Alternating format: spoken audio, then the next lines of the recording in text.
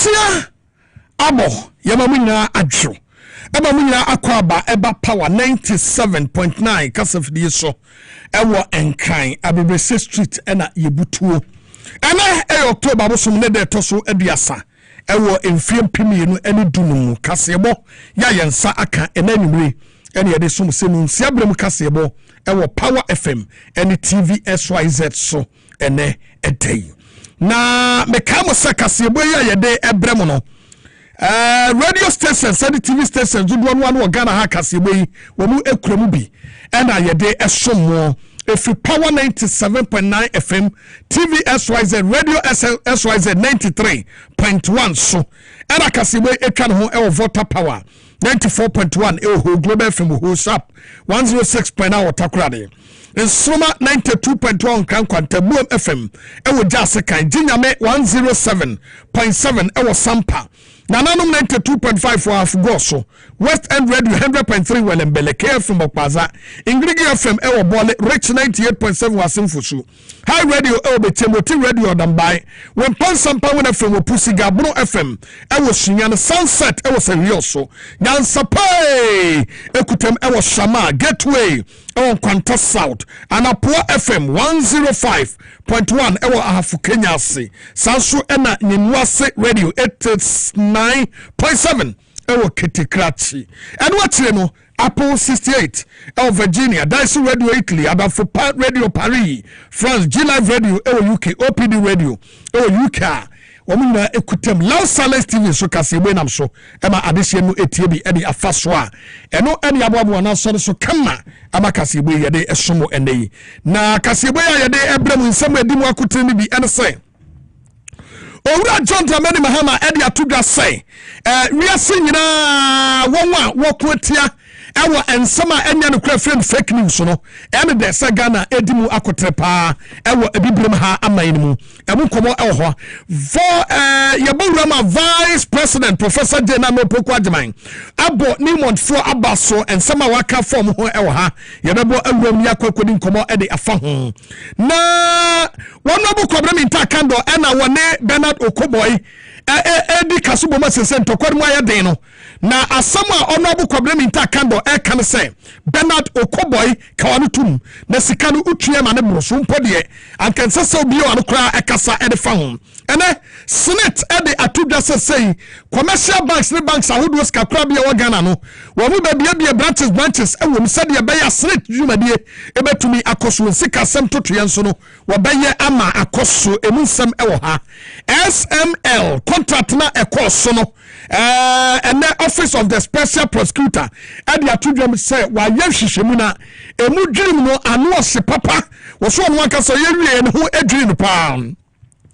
China Mall ya ewo Kumase abetodwa se eja atom ama ase dwebe yense twani na apia ewo ho ye ne no ebekwakodi nkomo apresifo bi omukwaje bribe ewo sampa wanti ekwantempo no so no omuso omu ye nhwemu ade afa ho na ensam ne tansa ebo omu a ene yebehu sade nuoma ebeti akọ wo sofo bi a ye frɛ no eye major yo budumburam ni pansia ankodo mu kwakwaye saraka edi ama ne mosomo a nyame adom yate no eti emunsam ewo ha na buffer stock nsensem no so no emunsam ewo ha hemai lower dental DC edi atudwa samanfo say wode sika bi anaka wose yedema persons living with disability wase no krobi anim sansem no ewo ha eno so yebebo wuram na yedi enkomo ede afa ho ensempi aka werim ho ane aboabo na so so a yede so mo na dai yanka wone yefasere mu odro fama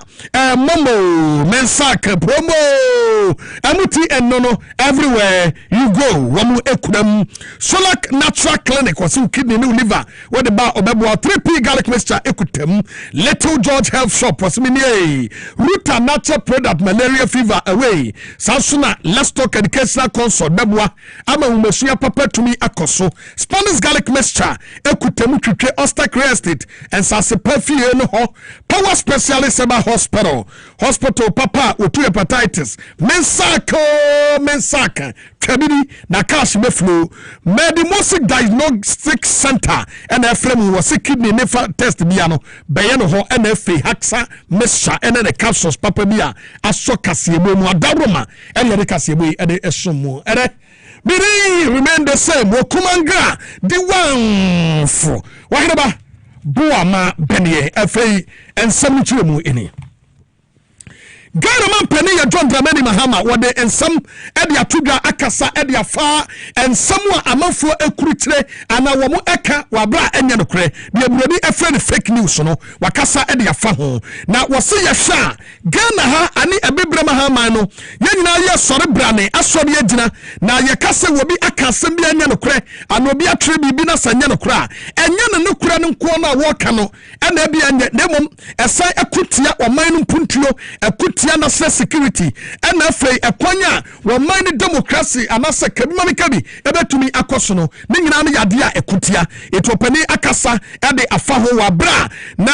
wone ensentrefo ahia twetwe nkomo ewo Paris France ana sankomo twetwe ekoso ene wotre mu se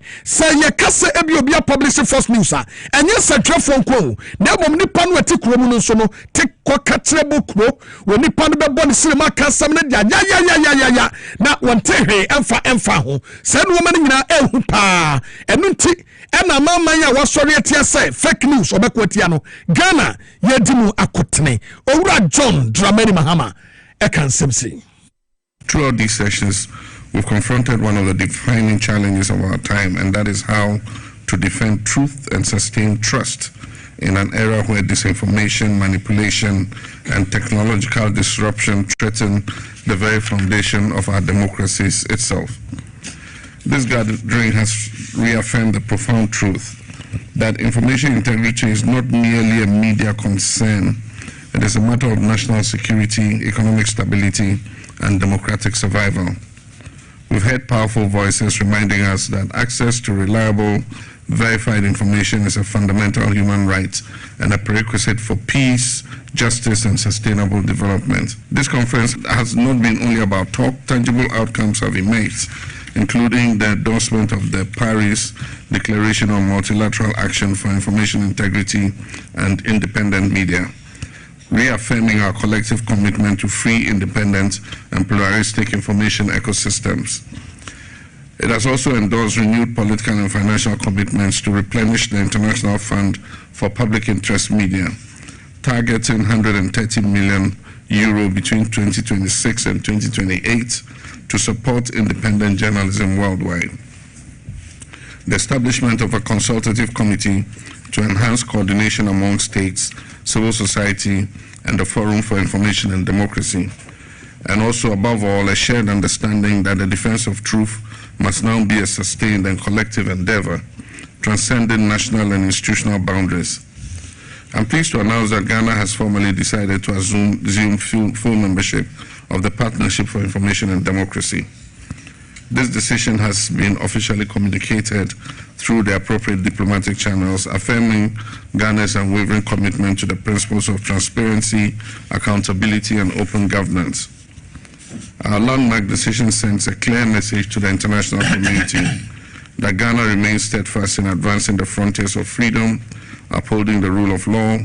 and serving as a nation that promotes democracy and good governance. In addition, I'm proud to declare that Ghana will become the first African country to make a financial contribution to the International Fund for Public Interest Media. This gesture reflects our conviction that independent journalism and reliable information are indispensable public goods. The time has come for all of us to translate our shared ideals into tangible action, to demonstrate genuine commitment to supporting public interest media and safeguarding the integrity of information. Together, we must work to win the global war against misinformation and disinformation. Why I am some of John Dramani Mahama when they are two Ghana. When on Facebook, no so a Power 979 FM. Ubetumi Eddie Afaso Eddie Amayen. We commenting na me Rebecca Sanso and Radio SYZ and so and I'm so na and also 93.1 Radio SYZ 93.1 ɛno so ɛnam so ɛna TVSYZ ɛno so ɛwɔ Facebook nti 3 Facebook pages ne nyinaa no Kasiebo ɛnam so yɛ wobɛtumi afa bi no atie bi ama anigye atumi aba yɛtoa so na yɛdi nkɔmmɔ Enkomoda efrimu apie and say Professor Jena no Poku Adjumai. Ghana man pani abedi etre akokopiem na. One said the last time me di nkomo ka say Prof Jena no Poku Adjumai no. Why action woman anytime owura job drabedi mahama betu kwan bia no. Ye beko Professor Jena no Poku Adjumai. E wo Ghana ha bia no. Wo tu anamo eba pro ekọ Ghana ntrio ene ni ntria so ekọ Ghana forte bia ene said ye noma esi ekọ. Professor Jenano Poku Adjumai akwakopiemu ewo ni montofo and ewo ahafo ene wo mo akwakodi nkomo pa enuoma ekosopa na nkomo twetwe ne mu no Professor Jenano Poku Adjumai ebo ni montofo abaso se wo matumi aye won tafa yi sika twetwe di ede boa big push agenda ema enuoma ekoso akra kofi dako edietire otoaso Ghana mampanyin abediechiri obimfu na anajen Opoku Adjumai oda na dibiom enosi oman Ghana yang fema gudi hugwedi apeja onomu akodru opepepi edu wotwe awotwe echiripon baako ewo afietwe no mu na boa amaman Ghana ya GDP husem etumi akonka na gold dodo a yediko amanone nso ekoton ye no aboa yen ma America sika no 11.2 billion ana yetumi enya ewo afiwe nkoto emu otirem se owarehwem ye papapa so mangana yan fama gudi hu gwedi no ebetumi akononim esan se uhwe wiasa fa na nyina niam yedi hu gwa no sika kokko edimu akoten. Ghana's gold industry contributed 88.1 billion Ghana cedis to our GDP, and in August this year our gold exports reached a record $11.2 billion US. These figures demonstrate an encouraging level of confidence in our economy, governance, and national potential. Today, Ghana is Africa's #1 gold producer and the 6th largest in the world. Enwechi osuafo a no no hwe insase ene ne odumakoma ade acha ye hunsem so Emmanuel ama kofibu anso ekan nsem a etumi aboa ma oman Ghana yan fama gudi to hu hyehyai etumi aboa ye manem etumi akonkan. It is in this spirit that we call for a paradigm shift in our local content partnership, one that embraces contract mining across the mining sector. Newmont's leadership in this new partnership is not in doubt. With this new expansion, which represents an investment of over $1 billion and is poised to bring immense benefits, thousands of jobs for the young people, expanded opportunities for local businesses, and enhanced infrastructure for generations. However, as we bask in this achievement, we must also be mindful of the broader landscape of our mining sector. Ne krokramu opanyin a ono na uko US bank anamusibia a ewo maimu ono no hwe America nyumeku nyina so ewo yemema ne den edi Wolf Olson enso ekasai eno chiremu se. In addition to Newmont's substantial contributions as a taxpayer in Ghana, in 2024 the company awarded more than $500 million in contracts to over 800 companies helping to build local businesses. Newmont is also partnering with other American companies such as Caterpillar to introduce a hybrid loader, which I understand will be deployed for the first time in Africa. But today, in addition to celebrating Ghanaian jobs, local procurement, and American best-in-class equipment, we can also recognize Newmont's commitment to responsible environmental stewardship, investment in the community, and sound corporate governance. Efri ahafo mantem emuno midin de Accra Kofi Dako Dima XYZ Kasiebo. Yo, yatwa Kasiebo no so me yadi nkomo ade afade ekoso na assembly ade aba wono bo kwabra mi ta kando ane wakasai eno ayedi nkomo ade fa assembly a wono bo kwabra mi ta kando ade betu dwase Light Wave Health Information Management System ya ye de ama won say asopete maako be say ahankron aduanan ade enum ya ye piepie mu nyina fa nwi network baako so said ye be ya won tutu ye ne sese ebetumi yakoso aye kroje kama ade ama ayarse wo Ghana ha no Okoboy and was size contract no na enkrofo no aye adwuma ni nyina wi a na ke be mo $100 million na wo mo afa na so Bernard Okoboy enkrofo ye adwuma yi wo mo nya adwuma no ha mu tetemu aduonum po eno pagya sika $77 million ya ebru ha mu tetemu aduoso wo pagya ya de man enkrofo yi wono abukwabre minta kando kyerese efi sabre no ede ba besi ne adwuma no wo mo nya nwie afei network ya ye ho adwuma yi ye asopete no ene ye wo ho akwanya anasa health ministry no fa link ne ma yen ene wo sese na sabre bi so ebetumi aye mo adwuma wo se ya da bi me de mam wanyanye ya kwasa ne kura okwa pe na ne buafu no adum no na eno no no abukwa me nta kan do trese sa contract no ma die from nsem e de komani pa afro ena ye ho ye konkote a Bernard Okoboy ababe yi no ho ha akando wo ha dwen wanya hweye sa de na wo ye no wo hweye a ebetumi de wo ye ne aba ena ho no abukwa me nta kan do e ka tre Bernard Okoboy se be me na ka wanu tum Famody konwatun nejujo esa se Ghana hampodi anke probi a wase wonne last person also be na no masa asem we wakabi anke yawo Bernard Okoboy wona nkrofo woso mo ye adwuma ma nya nwie wo hamu titemu so abrumpo over 77 million and what you ma sankrofo ya adwuma no manye what you say na wuti baby a no obi wa no eye tobe wono abukwabre minta kando say one ye Bernard Okoboy so yentie sema wodi atudwa cap to a response from the immediate past. And if anything at all, you should be keeping quiet. It's not in his interest to be talking because he overpaid the contractor. Minister, respectfully, if you can go straight. So yes. I read. Yes, because he's not here. Yes, this is one of the things he said. He said that payment have been 62% from the Ministry of Finance and 68% from the National Health Insurance Authority, totaling 76.99 million paid. So he has admitted that about 77 has been paid. And $23 million outstanding. Now hear this. As of December 2024, reconciliation showed an unutilized advance of 10.6 million yet to be expended by the vendor. And he is the one who paid this. Why should you be talking? So, Minister, well, this does not translate into the person being overpaid. I thought you said the person put it out there that he said an advance has been given, but it hasn't been utilized. No, Mr. Chairman, yes. This is not a prepayment procedure. So you pay as and when you have executed the job. So if you are paid more than the work you have done, you have been overpaid.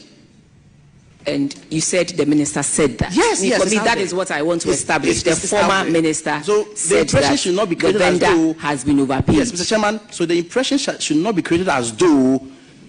saying this doesn't mean overpayment. That's number one. That impression should not be created. And then maybe you should come out to say he didn't write this, but this is what he has written. And is it in the name of them? You know, you mentioned that it's in the name of the immediate past. That's why. Yes. So it has that indication on the document. Yes, it has that indication on there. It says a former Minister for Health, Dr. Okoboy, writes. Antabna MPP adwuma de wo ye committee so ene MPP dia abomodin wo protect wo ho nkokon ketenkete ministers yara so ewo so ya ye di nkomo e de efa ho esase mo party de ma MPC de enkokon small no na ewum na enkomo bi akoso ene edey senate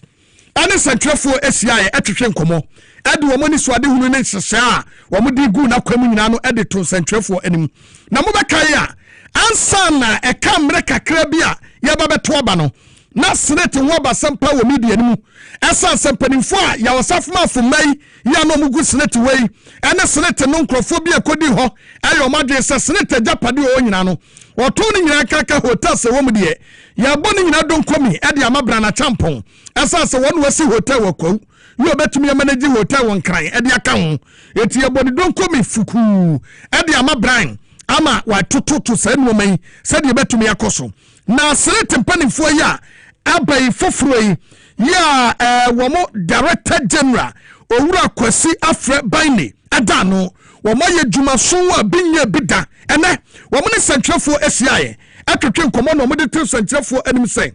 enuma bi koso sese no ye pese ye bia Senate branches ewo commercial banks a ewo wiase enkaka Ghana fana nyina no ye pese bia esa say tomda bia se o pese wo Senate fo ho na no omkokodi dwa wo bebre saa na wo bisa Senate fo office wan ye se fa ha omo wan ye se fa tokurum ha kobroni so ye say ansa no wakwa akoto omo na sansam no ene wode to dwa say se commercial banks a ewo ho no wo mo emma ho kwan ama Senate abia branches wo ho yo mo ba be ye adwuma ama no matumi yakoso anya no nko ana omo ba be ye se Senate aya na dwen say obebia ne contribution so ama no matumi yakoso Director General Emma Senate Owura Kwasi Afre Baini ene central fosia ene wode to omo nim say se no wamanya emfisia duasia wamo celebrate na eni die womu no eno ana omo ne central for 80 uhiaye bebre na Senate scheme no eye dodo asem unya workers bebre no mo ka scheme ne ho ema scheme no etumpo scheme no nso etumpo na ama Ghana for omoko retirement a omube nya income security na ye hwehwe no enya se afi no okofie na okofre ne baby anane wo fa asibi se pacho boame na mento edru because in the future no yekutamuma no ne ebeka aka woni se investments na ye no so ye pese ya Ghana we kan nya ni da so enu nti se ye take a decision our any investments are esi a drain Ghana we kan future ansa na ye and ye she Ghana for bon na say investments na ye drain omo ye because so adwe omo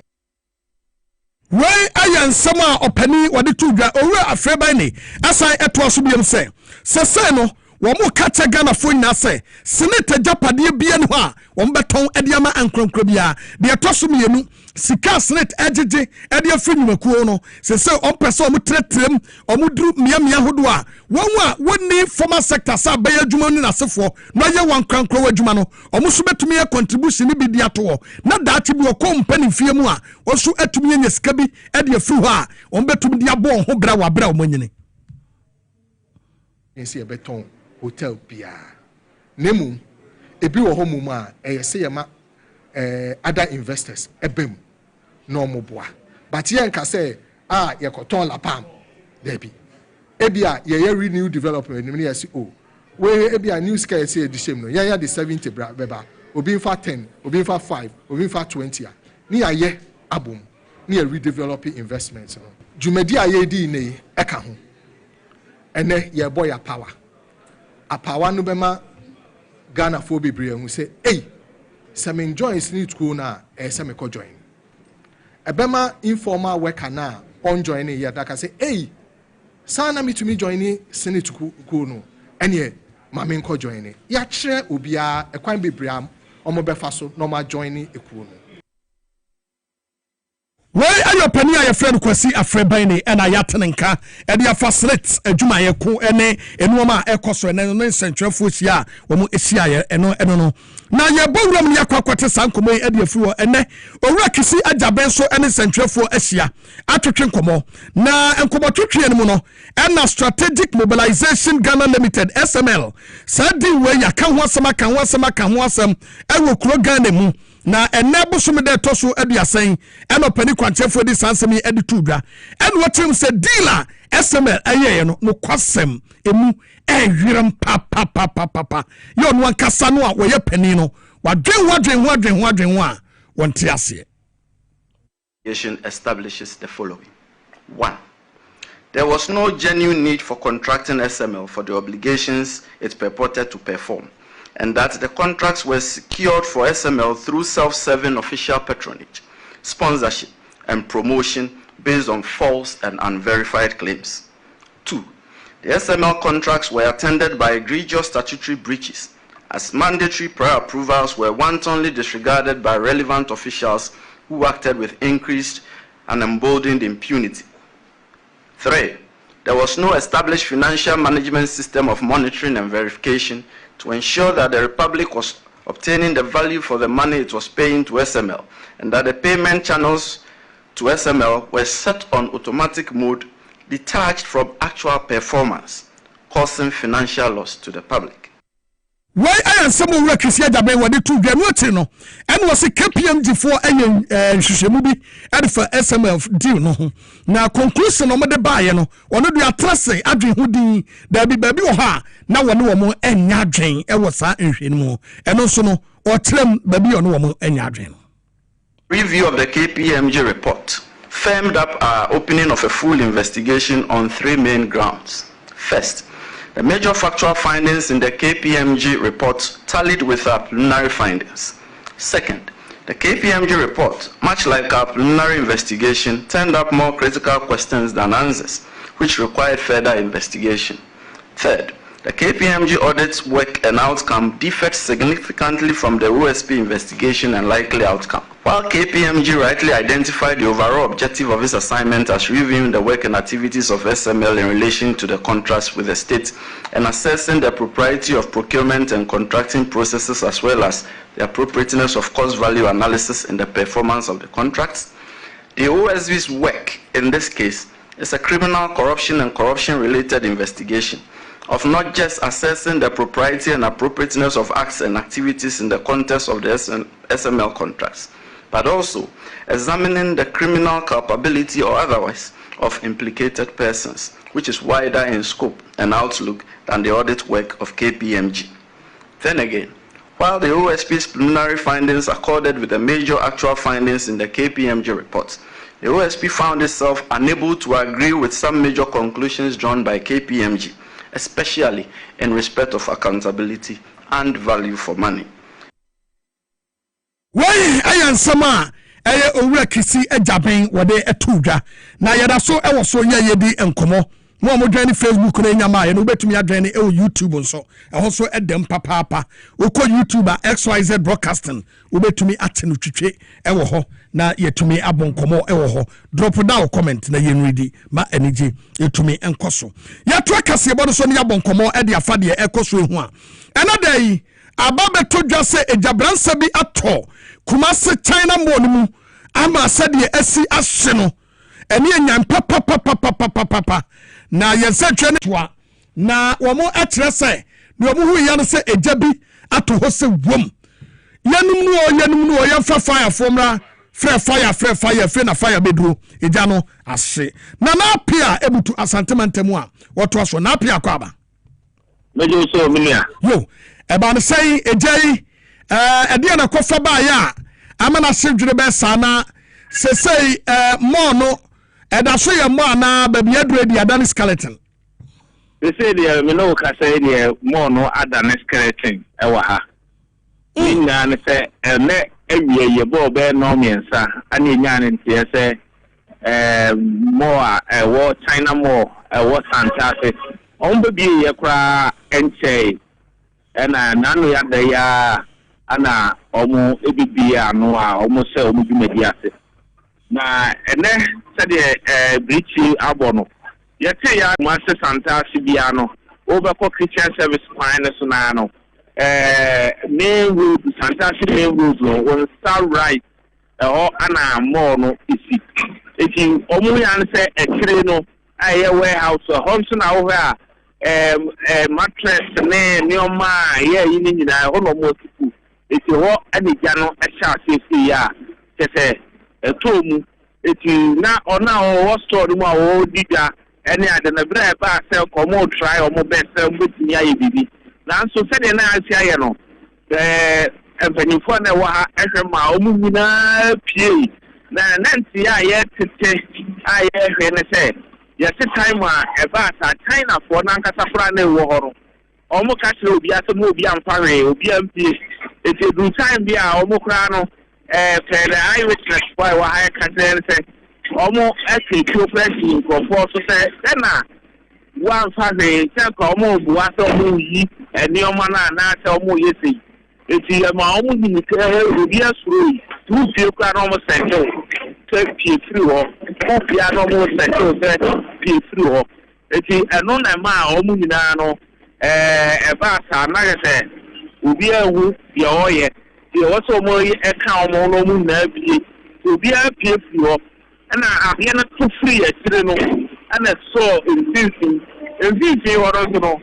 say o he e ho eni o ma e wo ho a na te niama ye ton e wo mo e ho ana niama ka tie ni na egu eti ano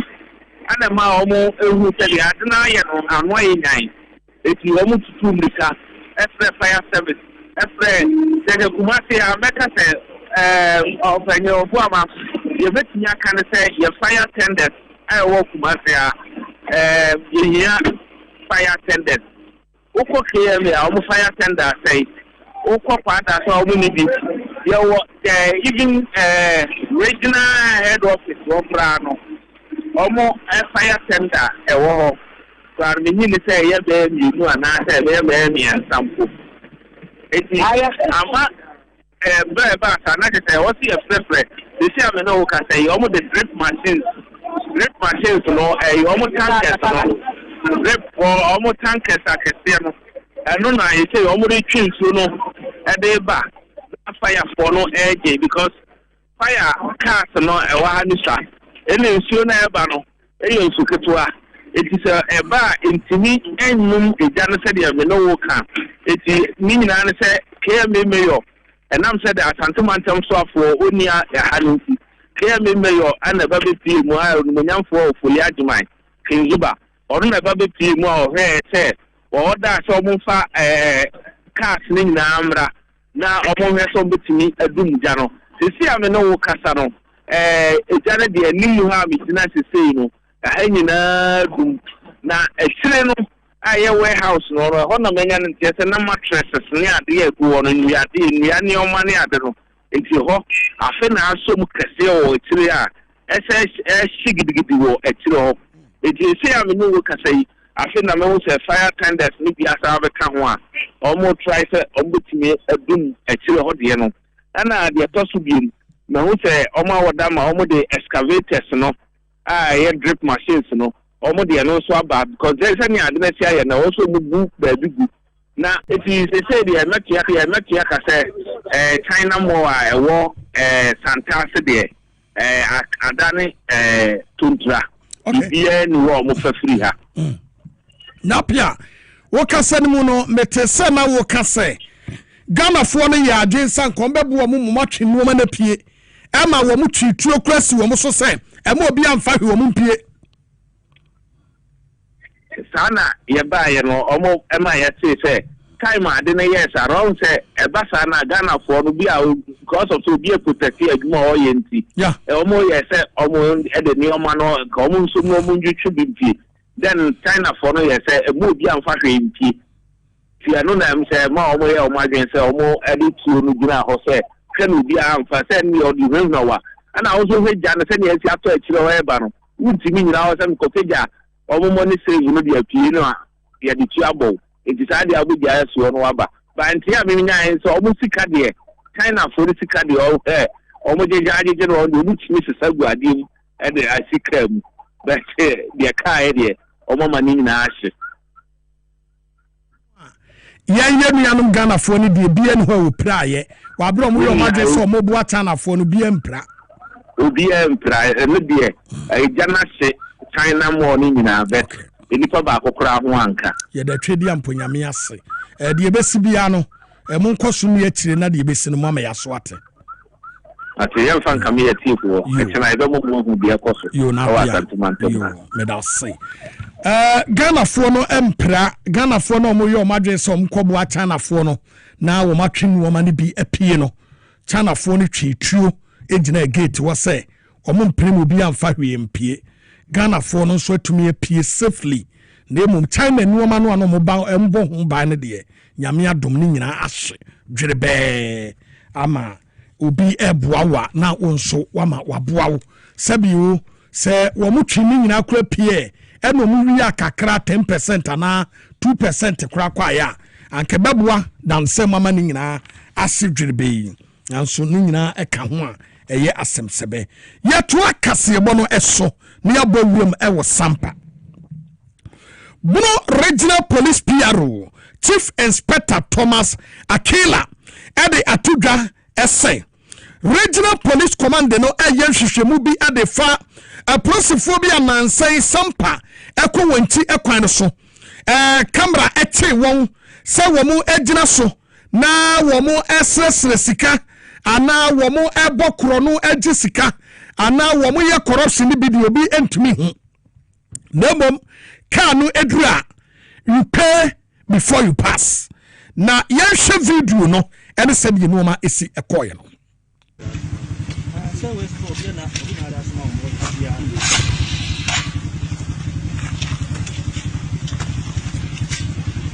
One to cook from bread. Oh, yes, I want to know when you see I'm a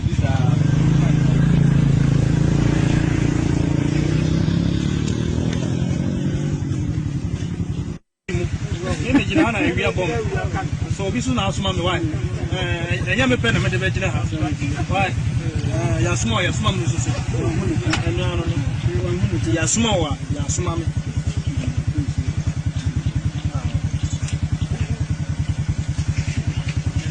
The Fenura said, police for the motor, and said, put in the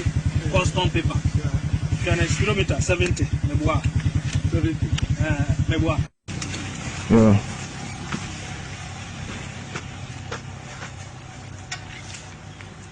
Many receipts.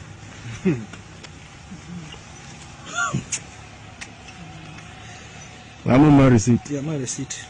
As say, the drawer. May down who said, so I do a yawa.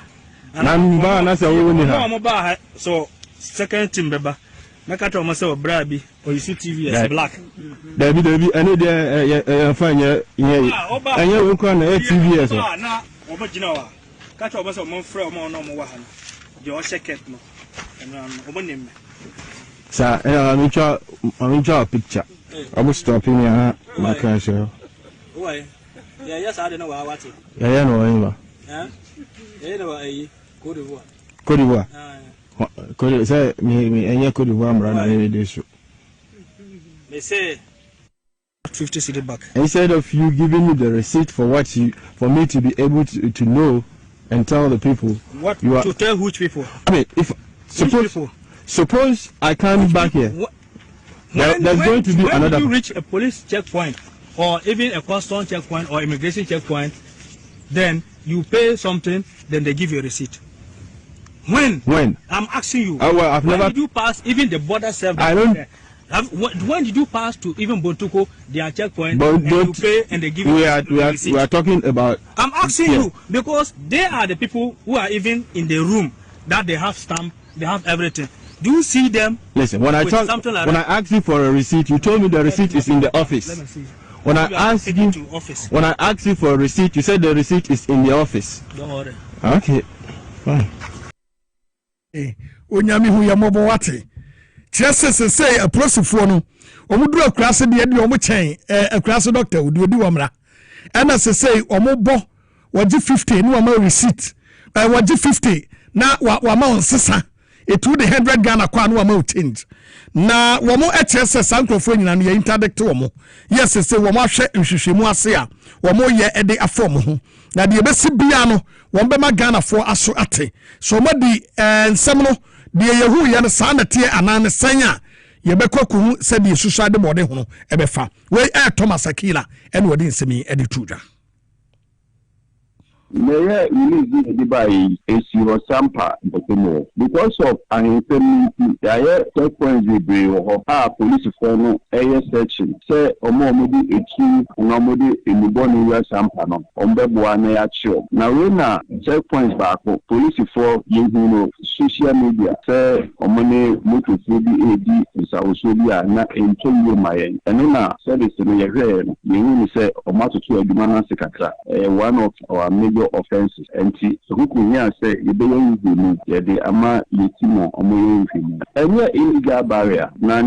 say because of resources in barrier no do be a yintimi the necessary barrier. Maka Maya Moma could never be such a way, say, cast a banner, no mambo search, we pay trims, no master room. Until now, a official duty. Now, official duty, and I used to be a Oswa, and Chinese. Ubia, Ubu, Saudi Dynamic Pan say, please, a Millibian could be a rich mother boy, I will be a review issue. Until Omo no more, good one, no, will be any hermit, will be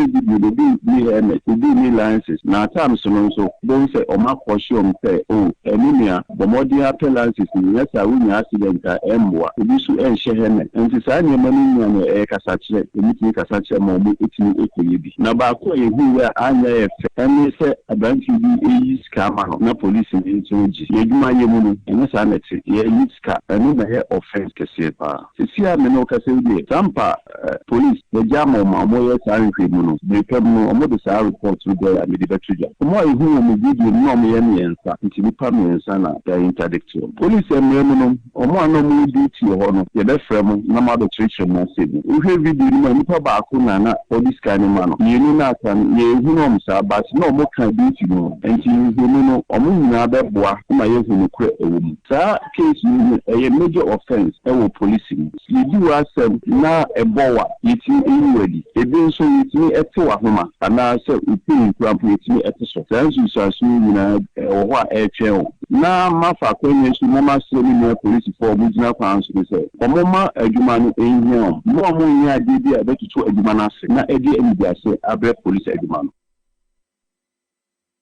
Yeah, Presi Penny Thomas Akila. What they had to Ghana, yet so a woman yet in common so. Openia was sudden some for Eddie Atugasan and saying, Adia be a sea. Wabra Nipam ya wamo ebo concession bi eho eban na ewo enkrofobi akwakoto asomo so akum nipa mienu e de afrim asicas ewo mpamso forest ya eben insuhia na wo mo kyese insuhia kwaye ni mu no ya saa enkrofo eye adwuma ewo saa mpamso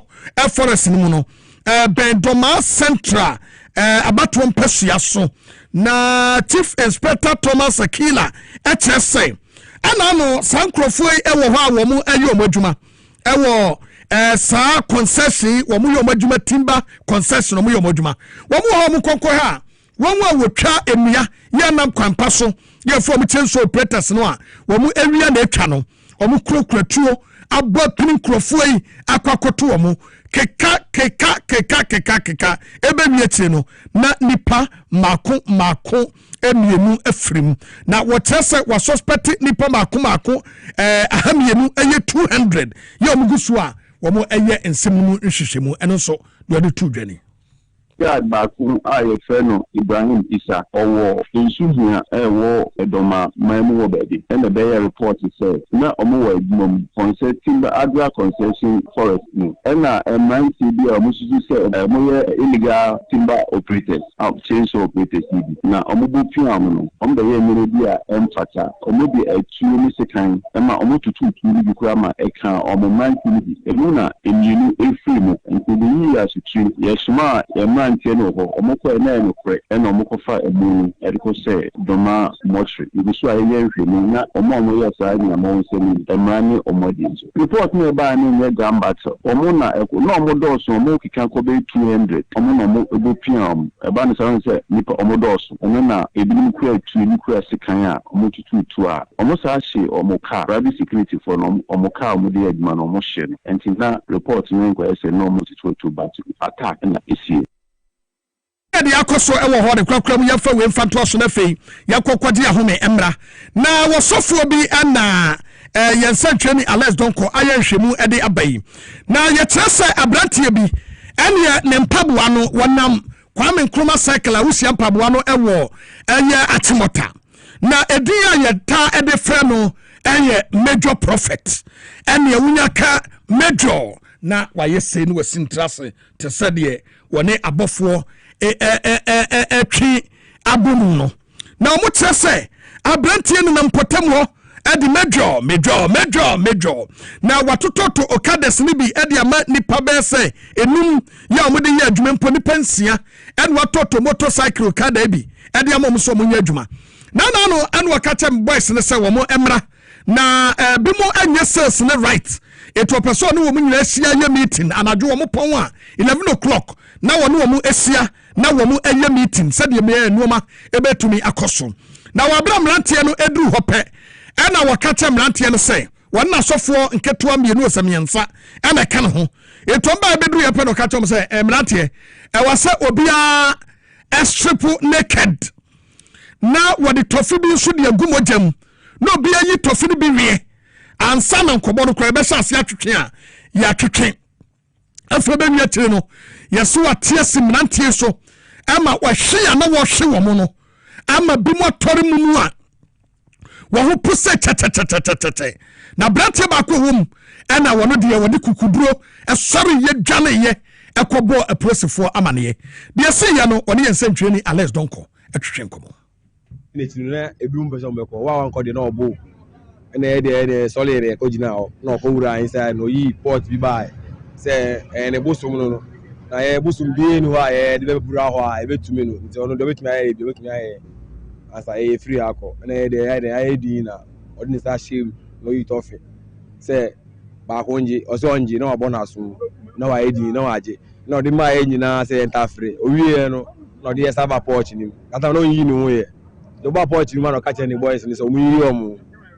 the boys too big now no boys ni yi omu no si ono so yi no no catch re arampa ku so yi ni no so onye no sa ti obuno pa ni obuna ma bobo ni di obuna ma obi awufu na bo naked no as me run me na mro we na cam me ro top and na cam boxer no as me ro boxer na me boxer na me tu no do atati wo bo me o ti mbo me na me ti abo gate enu ni obo no ma no apai eni nte emu na me nya we enya akwanja ne nte she internet kokoko no smart na kala wa tata so hwe window mi say wine so hwe na police no so bi an she na tade nti ye she atade we na nti we na police phone right side ba na omo police phone right side na major ne de ono de no she na tade we run ho na ka the boxer pe nti woni we echo down inside to mu ko inside no be hu de bebe a we fine do atwans na run ho na so run boxer no we so onye no start to punch no ti ekwe no na oyi to fifty port no ma no dey show obi enu and am say me start of me nim to fi pregnant me here there me ndi to fi no start to punch me nim any me ye fresh say you am inside one no wa ro me nuanu nyina naked na okoko wo me nuanu na me so sika no say nti sika na odi wo me nti me nya kwan dwane na me be fu fence one na me here there light wo na me so light na me green e jone de ono ye ne course to wi no oba ho no ba o shenika na fuso shen shenika no ba to bo hwe mo ni mo obere ni ani mako no say we dey o garanta e ma we dey onim no we ade nkoma major ya akoso e wo hona assembly member edema budumburam electoral area o honorable Emmanuel Dogbe e dey atodwa so obesre process for say anyambrasem ya major edie no wo mu ennom sukono mu yenhwemu emfafa ho anya samrantie no mu do so metum kwakwato akoto asen so edi bone enti aprosifo yenhwemu na asotwe bi yesafata no omo emfama major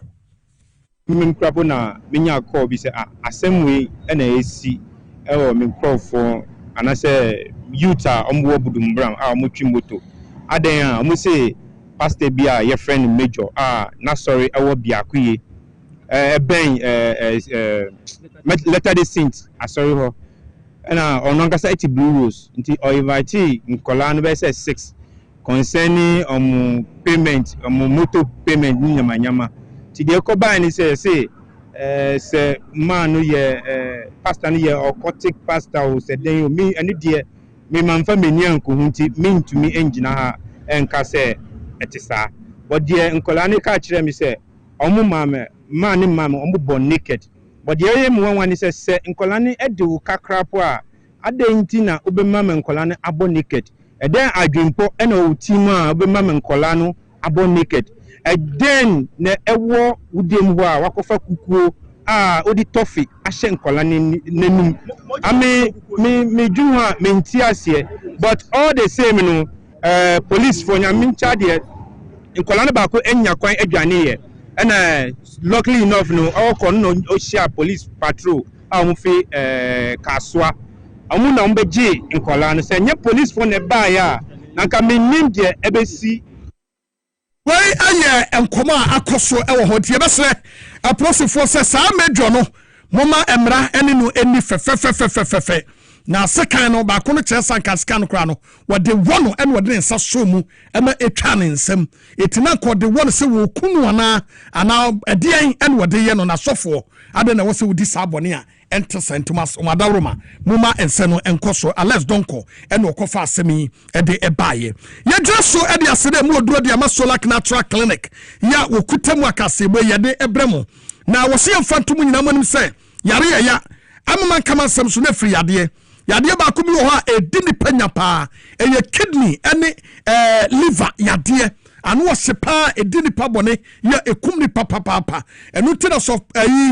Dr. Penisi mfantu woni mse madaroma baby amu wo bia no for 200 Ghana cedis petienie for 200 Ghana cedis na fabra Solak Natural Clinic beye kidney function and liver function test now we are sa test no with just 200 Ghana cedis peno se problem bi wo kidney and liver ho from 300 Ghana cedis and above obetumi asase ama treatment kopem say obesaw yade na kidney ene liver ensay na mom se wachekewe na problem bia so eni ho a wachekyere kwanya obefa so a wode betena se na problem emba kidney ene liver no ho na obi be den wo say me kidney and me liver problem ewo ho enye no na me ka tell wode me ka tell no say ko 200 cedis per fa koye test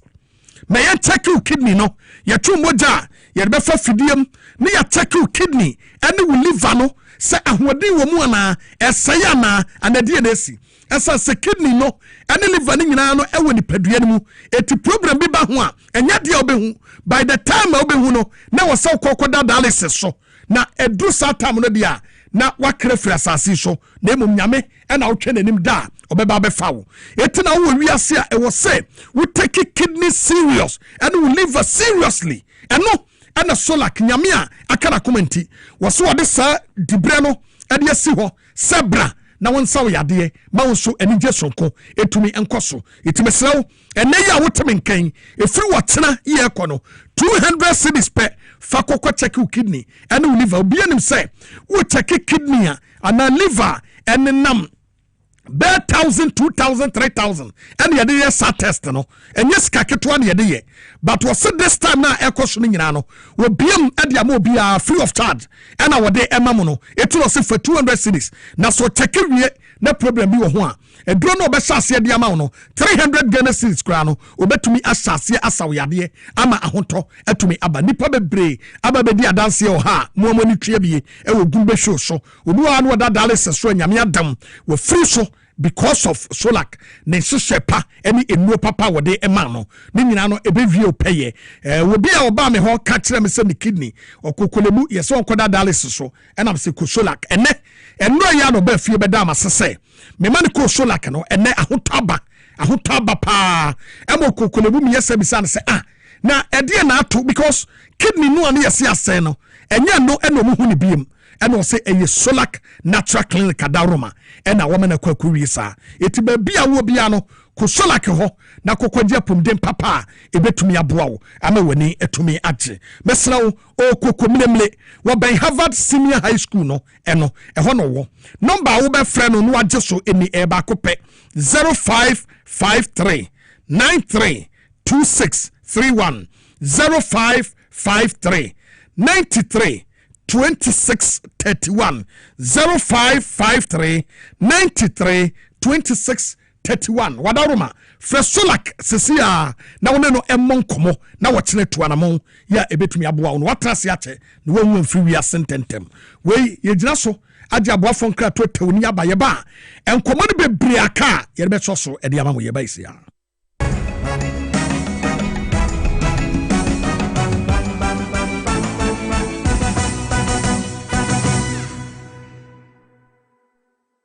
na ede na ya obayi a oda former son ya funu mu emunumuni Oh, Mr. Entry,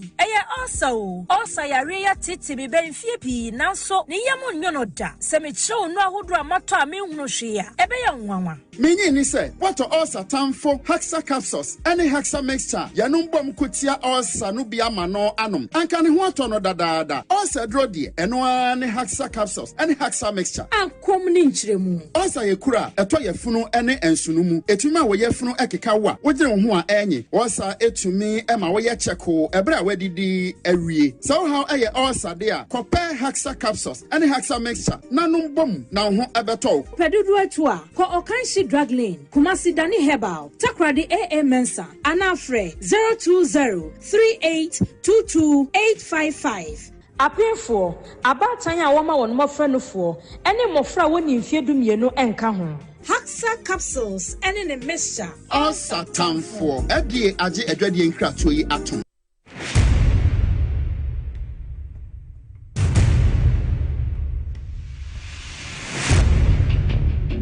The average human body mass should have at least 60% water for optimal performance in any physical or mental exercise. We can help you maintain it naturally.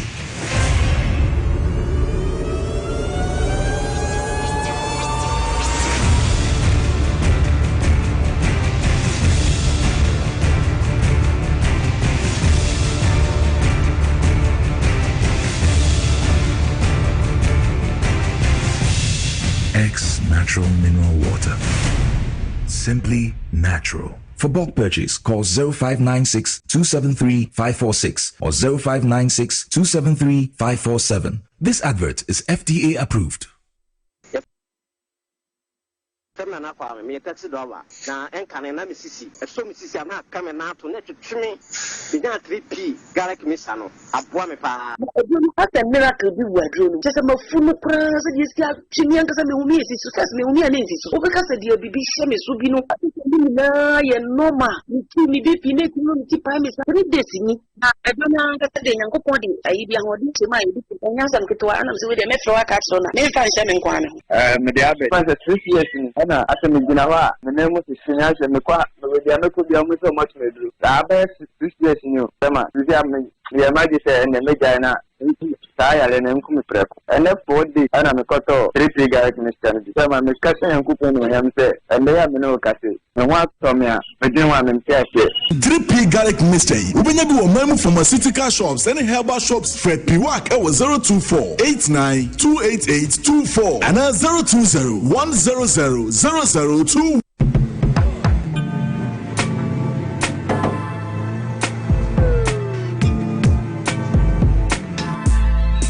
Welcome to AutoCheck Vehicle Diagnostic and Licensing Center. I hear my car can be checked here without going to Accra. Sure.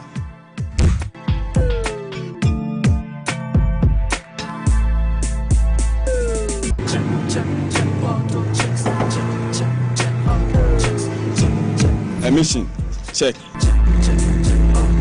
Alignment, check. Brakes,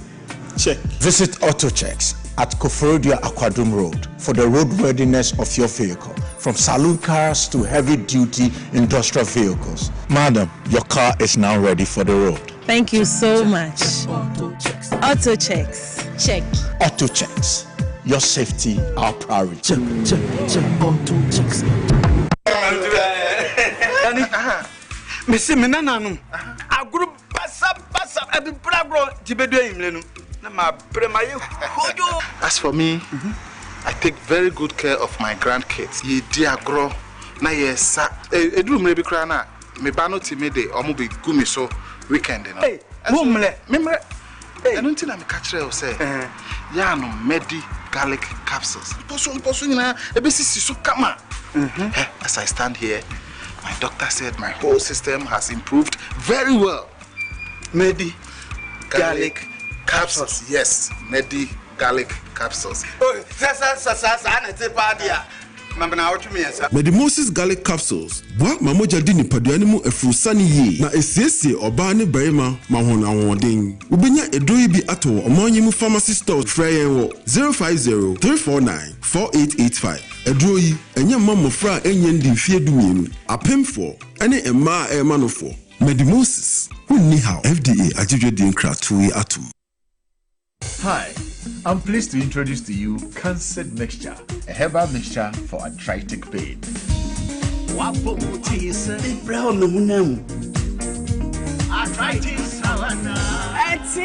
me. Cancer Mixture, no, Cancer Mixture, no,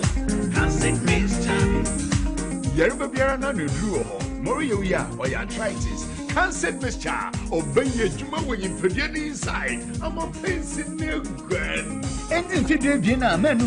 on your market for and your button, I want one menu for. First, baby, I'm from one Sanka, senior Susan, Bonnie Biara, home doctor, and I report to FDA Med Safety App Nodo. And Katui, FDA App Nodo.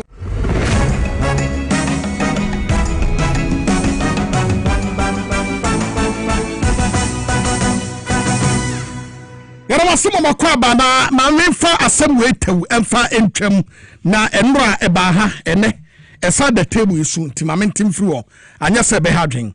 District Chief Executive Officer Edma Twifo Himan Lower Denchira ewo mfimfim antem owura Patrick Fable opane kwanchefo yi ede atodwa se amanfo bi kansem bi fa ne ho a nokura bi anim na ensem ne nyina na se amanfo akeka se sabi abubuafo anase won wadi dem sika womo disability common fund no wadi ama sika no eni ho ano pani ababonteni ensentwe ni samo na natawia etwetwe komo ade tudwa se sasem yi omuka no nokura bia anim na some sade atia na se wono ba office April 17th 2025 eno take over office oba ye bedru ye no na sa sika no omo kan wasem no na enkrofo no MPP fo no edi afi hodadaada into no kra no wa meto seska no na so amanfo no nam ne pahia so ka se a disabufo sika wadi disabufo sika wadi wose san komo no a ekoso no nukura bia enim esanse we no ya capture no 2024 Auditor General report emu ene ya capture yenti asem a wadi tudwa. The report is on my table here. It is 2024 report. Even the person who signed for the district chief executive was the then coordinating director. Because no other than so be sign my dear mama. This is the report 2024. For which any me my brain. See the length and short and say the echoes na propaganda and your papa. Propaganda ni yana ebone. Inti the omo yani de enya de eya ade a be making impact bia but ma clarify my doma who say enya report eya ma breso even this is nya ba the confirmation was 17th of April until from January 7th na ban be boss ya be 16th April no this one na be chief executive na coordinating director no abreso. The report is a 2024 audit report. Where asama DC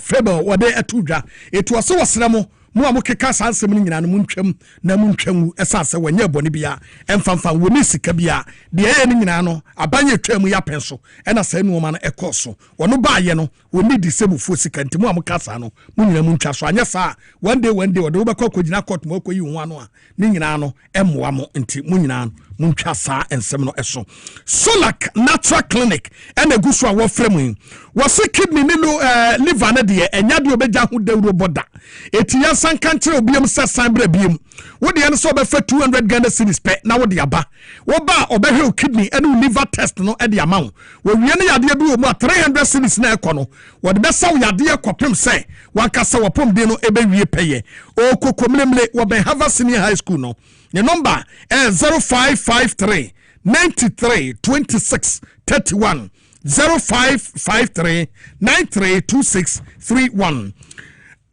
MTN everywhere you go. MTN say wa wo momo app ana wunyanya app no. Bomade na download MTN app no. wo download MTN app no a fagina so fa send sika wo de send sika send 100 cedis send 200 cedis daily na wo send bia no a wo betumi anya bonus of 100 cedis and 200 cedis kwa we are the better free of charge e free one a econo every day bia when you send this sika na econo a weekly wo betumi adi 2000 cedis as bonus edru so ne cha 100,000 kan sika no 1 billion eno so ebetumi aba ye otefa etu no omo eni nsawoso MTN say enhihye kayo se enhihye kakra ewo 3P garlic mixture Piwak natural health and wadi adu papa yi ede aba osia fa to Ghana for nim say general body pains wapon waposo kese amroso stress na ehaw anam frama ejina wo yamu a wadi an say 3P garlic mixture droi ubenya bi no anom Piwak natural health ya Dr. Mototi eda no and wadi aba frɛ no 0248 928 824 0248 928 824 eya na wa frɛ no na wona no edin sawso Little George Health Shop aduro bia wo hwehwe na wanantie tinya bre na opebie na wonya bie no frɛ Little George na wona no edin sawso no ani ebeje Little George say Core Mixture, Core Plus Mixture, Dominion Herbal Powder, Mr. Q Vitamins, Nina Hoodwo, or Nina B. It would be an sober friend keke. Say a mineral, say a vitamins, or will be ho, say a turmeric, ginger, any ginger, blueberry juice, aloe vera gel, or Nina B. Elho, it's freno. Now your money or baby, I will be on packaging family. Ober friend was 0243 140 213 0243 140 213. Ruta na drobi ade nkwa eti Ruta mixture no etu malaria fever Ruta Titanic etu typhoid fever Ruta life na ne srade ni pedua no hohrum ema emu eda ho wo betumi ne Ruta edi nkomo 0244 50 34 43 0244 50 34 43. Let's talk educational consult church na nkwada de emu be ya pabini society mu akwada wanye 6 months to 6 years faniko school no nkosua de entrepreneurship reading and writing, personality development, IT training, creativity and exploration. Ni nyina no eka ho ya no omudin sawo a won betumi aboa mani jakos wo tesi Nungwa Estate Mango Street wo Belejo Kuku Municipal Assembly no friend was 0249 069 821 0249 069 821. Spanish garlic mixture ene ne capsules antakeba eno modi adurei ede aba wona setata ya wonuma eboawo wodun so bebre anajo bad cholesterol menstrual disorders halitosis wontrimu asisi waduro eni bomodia na pebi na nonom na emoa wona gina na so aduro no eye wonom so a eboawo wobetumi afre doctor 0266 1141 0266 1141 Ostek Restit on Sase Ewododowa Ayikuma Asebi Doyumu Afienya Dowenya and Shy Hills ya Nebuo F4 Kotobi obetumi half plot full plot eka kura wode be mawo from 0244 684 069 0244 684